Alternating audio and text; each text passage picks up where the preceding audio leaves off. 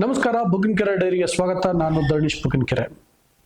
ರಾಜ್ಯ ಕುರ್ಚಿ ಕಿತ್ತಾಟಕ್ಕೆ ಈಗ ಒಂದು ಹೊಸ ಟ್ವಿಸ್ಟ್ ಸಿಗ್ತಿರೋ ರೀತಿಯಲ್ಲಿ ಕಾಣಿಸ್ತಾ ಇದೆ. ಏನಪ್ಪಾ ಅಂದರೆ, ಸಿದ್ದರಾಮಯ್ಯ ಮತ್ತು ಡಿ ಕೆ ಶಿವಕುಮಾರ್ ನಡುವಿನ ಈ ಗದ್ದುಗೆ ಗುದ್ದಾಟ ನಿಂತೋಯ್ತು ಅಂತ ಹೇಳಲಾಗ್ತಾ ಇತ್ತು. ಆದರೆ ಈಗ ಬರ್ತಿರುವಂಥ ಮಾಹಿತಿಗಳ ಪ್ರಕಾರ ದೆಹಲಿಯಿಂದ ಸಿದ್ದರಾಮಯ್ಯ ಮತ್ತು ಡಿ ಕೆ ಶಿವಕುಮಾರ್ ಇಬ್ಬರಿಗೂ ಕೂಡ ಕರೆ ಬಂದಿದೆ.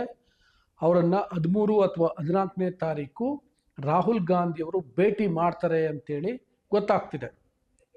ಈಗ ಸಿದ್ದರಾಮಯ್ಯ ಮತ್ತು ಡಿ ಕೆ ಶಿವಕುಮಾರ್ ಇಬ್ಬರನ್ನೂ ಕರೆದಿರೋದ್ರಿಂದ ಬೇರೆ ಏನೋ ಲೆಕ್ಕಾಚಾರ ಇರಬಹುದು ಹೈಕಮಾಂಡ್ದು ಅಂತ ಒಂದು ಅಂದಾಜು. ಯಾಕಪ್ಪ ಈ ರೀತಿಯ ಅಂದಾಜು ಅಥವಾ ಅನುಮಾನ ಅಂತಂದರೆ, ಒಂದೊಮ್ಮೆ ಸಚಿವ ಸಂಪುಟದ ಪುನರಚನೆ ಮಾಡಬೇಕು ಅಂತ ಇದ್ದರೆ ಆಗ ಸಿದ್ದರಾಮಯ್ಯ ಒಬ್ಬರನ್ನೇ ಕರ್ಸ್ಕೊಂಡು ಮಾತಾಡ್ತಿದ್ರು. ಆ ಸಾಧ್ಯತೆ ಜಾಸ್ತಿ ಇರ್ತಾ ಇತ್ತು. ಡಿ ಕೆ ಶಿವಕುಮಾರ್ ಅವ್ರನ್ನ ಕರೆಸ್ಕೊಳ್ಳುವಂಥ ಅಗತ್ಯ ಅಷ್ಟೊಂದು ಇರ್ತಾ ಇರಲಿಲ್ಲ.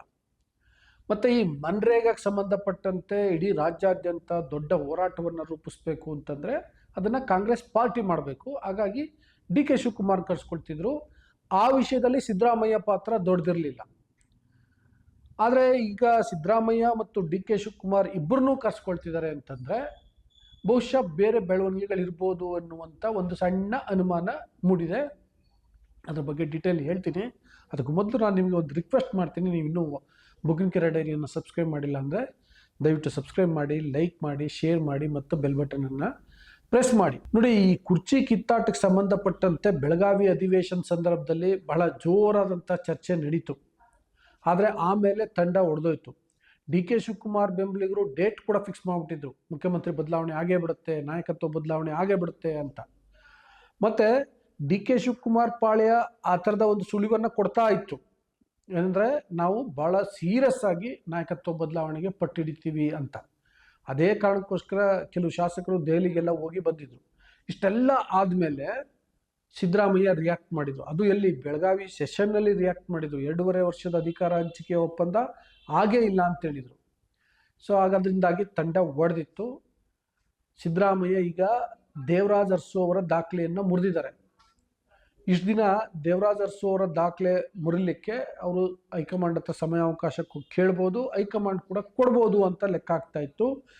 ಈಗ ಸಿದ್ದರಾಮಯ್ಯ ಅವರು ಅರಸು ದಾಖಲೆಯನ್ನು ಮುರಿತಿದ್ದಂತೆ ಮತ್ತೆ ಈ ನಾಯಕತ್ವದ ಬದಲಾವಣೆ ವಿಷಯ ಮೆಲ್ಲಗೆ ಚರ್ಚೆಯ ಮುನ್ನೆಲೆಗೆ ಬರ್ತಾ ಇದೆ. ಈಗ 13 ಮತ್ತು 14ನೇ ತಾರೀಕು ಸಿದ್ದರಾಮಯ್ಯ ಮತ್ತು ಡಿ ಕೆ ಶಿವಕುಮಾರ್ ಇಬ್ಬರು ದೆಹಲಿಗೆ ಹೋಗೋದ್ರಿಂದ ಅಲ್ಲಿ ನಾಯಕತ್ವ ಬದಲಾವಣೆ ಬಗ್ಗೆ ಚರ್ಚೆ ಆಗಬಹುದು ಅನ್ನುವಂಥ ಮಾತುಗಳು. ಮತ್ತು ನಾನು ಹಿಂದೆ ಕೂಡ ಹೇಳಿದ್ದೆ ನೋಡಿ, ಏನಂದರೆ ಡಿ ಕೆ ಶಿವಕುಮಾರ್ ಕಳೆದ 4-5 ತಿಂಗಳಿಂದ ರಾಹುಲ್ ಗಾಂಧಿಯವ್ರನ್ನ ಭೇಟಿ ಮಾಡಬೇಕು, ನಾಯಕತ್ವ ಬದಲಾವಣೆಯ ಬಗ್ಗೆ ಚರ್ಚೆ ಮಾಡಬೇಕು ಅಂತ ಪ್ರಯತ್ನವನ್ನು ಮಾಡಿದರು. ಭಾರಿ ಪ್ರಯತ್ನವನ್ನು ಮಾಡಿದರು. ಆದರೆ ಸಾಧ್ಯ ಆಗಿರಲಿಲ್ಲ. ಸಿದ್ದರಾಮಯ್ಯ ಈ ನಡುವೆ 1-2 ಸಲ ಭೇಟಿ ಮಾಡಿದರು, ಮಾತಾಡಿದ್ರು, ಬಂದಿದ್ರು. ಈಗ ಸಿದ್ದರಾಮಯ್ಯ ಮತ್ತು ಡಿ ಕೆ ಶಿವಕುಮಾರ್ ಇಬ್ಬರನ್ನೂ ಕೂಡ ಕಾಂಗ್ರೆಸ್ ಹೈಕಮಾಂಡ್, ವಿಶೇಷವಾಗಿ ರಾಹುಲ್ ಗಾಂಧಿಯವರು ಕರೆಸ್ಕೊಳ್ತಾ ಇದ್ದಾರೆ. ರಾಹುಲ್ ಗಾಂಧಿಯವರು ಒಂದು ಕಂಡೀಷನ್ ಹಾಕಿದ್ರಂತೆ. ಇದು ಅಂತೆ ಏನಪ್ಪ ಅಂತಂದರೆ, ಓಕೆ, ಡಿ ಕೆ ಶಿವಕುಮಾರ್ ಅವ್ರನ್ನ ಭೇಟಿ ಮಾಡೋಣ, ಬಟ್ ಅದು ಸಿದ್ದರಾಮಯ್ಯ ಅವ್ರ ಜೊತೆಗಿದ್ದಾಗ, ಕಡೆ ಪಕ್ಷ ಸಿದ್ದರಾಮಯ್ಯ ಅವರು ದೆಹಲಿಯಲ್ಲಿದ್ದಾಗ ಮಾತ್ರ ಡಿ ಕೆ ಶಿವಕುಮಾರ್ ಅವ್ರನ್ನ ಭೇಟಿ ಮಾಡೋಣ ಅಂತ ಹೇಳಿದ್ರಂತೆ. ಆ ರೀತಿಯ ಮಾಹಿತಿ ದೆಹಲಿ ಮೂಲಗಳಿಂದ ಬರ್ತಾ ಇದೆ. ಬಹುಶಃ ಈಗ ಇದೇ ಕಾರಣಕ್ಕೋಸ್ಕರ ಸಿದ್ದರಾಮಯ್ಯ ಮತ್ತು ಡಿ ಕೆ ಶಿವಕುಮಾರ್ ಇಬ್ಬರನ್ನೂ ಕರೆಸ್ತಾ ಇರ್ಬೋದು. ನನಗೀಗಲೂ ಅನ್ನಿಸ್ತಿರೋದು 2 ವಿಷಯ. ಒಂದು, ನಾಯಕತ್ವದ ಬದಲಾವಣೆ ಬಗ್ಗೆ, ಇನ್ನೊಂದು ಈ ಮನ್ರೇಗಾ ಬಗ್ಗೆ ಇಡೀ ರಾಜ್ಯಾದ್ಯಂತ ಒಂದು ದೊಡ್ಡ ಮಟ್ಟದ ಹೋರಾಟವನ್ನು ರೂಪಿಸುವ ಬಗ್ಗೆ ಹೈಕಮಾಂಡ್ ನಾಯಕರು ರಾಜ್ಯ ನಾಯಕರ ಜೊತೆಗೆ, ಅಂದರೆ ಸಿದ್ದರಾಮಯ್ಯ ಮತ್ತು ಡಿ ಕೆ ಶಿವಕುಮಾರ್ ಜೊತೆಗೆ ಚರ್ಚೆ ಮಾಡ್ಬೋದು ಅಂತ. ಇದಕ್ಕೆ ಹೊರತುಪಡಿಸಿದಂತೆ ಸಚಿವ ಸಂಪುಟದ ಪುನರಚನೆ ಬಗ್ಗೆ ಚರ್ಚೆ ಆಗೋದು ಅನುಮಾನ ಅಂತ ಅನ್ನಿಸ್ತಾ ಇದೆ. ಸಿದ್ದರಾಮಯ್ಯ ಒಬ್ಬರೇ ಹೋದರೆ ಆಗ ಬಹುಶಃ ಸಚಿವ ಸಂಪುಟದ ಪುನರಚನೆ ಬಗ್ಗೆ ಚರ್ಚೆ ಆಗ್ತಿತ್ತೋ ಏನೋ. ಇಬ್ಬರೂ ಹೋಗ್ತಿರೋದ್ರಿಂದ ಆದರೆ ನಾಯಕತ್ವ ಬದಲಾವಣೆ ಬಗ್ಗೆ ಚರ್ಚೆ ಆಗುತ್ತೆ, ಇಲ್ಲ ಅಂದರೆ ಮನ್ರೇಗಾ ಬಗ್ಗೆ ಚರ್ಚೆ ಆಗುತ್ತೆ ಅನ್ನುವಂಥ ಮಾಹಿತಿಗಳು ಇದ್ದಾವೆ. ನನ್ನ ಪ್ರಕಾರ ಕೂಡ ಅದೇ ಆಗ್ತಾ ಇದೆ. ಅದಕ್ಕೆ ಹೊರತುಪಡಿಸಿ ನಾಯಕತ್ವದೇ ಬದಲಾವಣೆ ಆಗುತ್ತೆ ಅನ್ನೋದಾದರೆ ನೋಡಬೇಕು. ಈಗಷ್ಟೇ ಈ ಮಾಹಿತಿ ಬಂದಿದೆ, 13 ಅಥವಾ 14ನೇ ತಾರೀಕು ರಾಹುಲ್ ಗಾಂಧಿ ಅವರು ಸಿದ್ದರಾಮಯ್ಯ ಮತ್ತು ಡಿ ಕೆ ಶಿವಕುಮಾರ್ ಅವ್ರನ್ನ ಭೇಟಿ ಮಾಡ್ತಾರೆ ಅಂತ.